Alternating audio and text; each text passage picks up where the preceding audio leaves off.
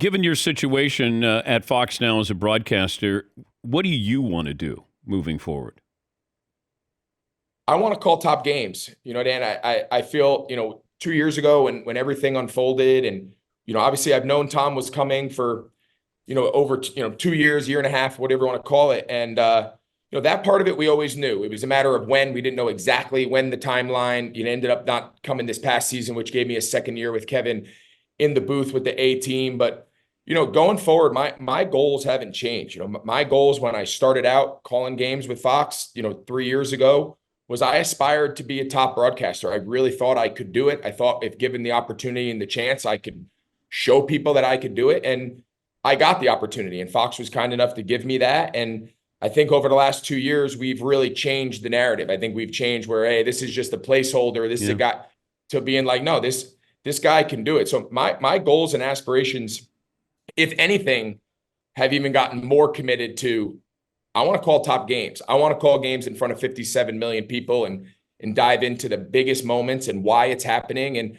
I feel like we've done as good a job as that as anybody in the industry over the last couple seasons. And where that is, how that is, when that is, I don't know, right? There's so many moving parts out of my control, but my goal is to be a top A broadcaster again. And I'm going to do everything in my power to achieve that. And that's been the goal that I've laid out since I entered this field upon retirement 3 years ago. Would you ask for a trade?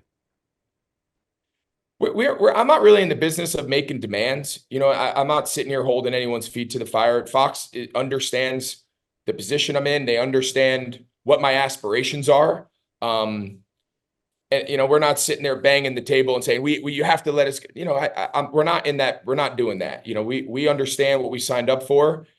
They understand where I am and being at this stage of my career of where I want to go. And I think we understand the delicate situation that we're in, right? I understand when Tom Brady's looming over your shoulder, it's the biggest news in sports. I get it. He's Tom Brady. He's someone I've respected for 20 years.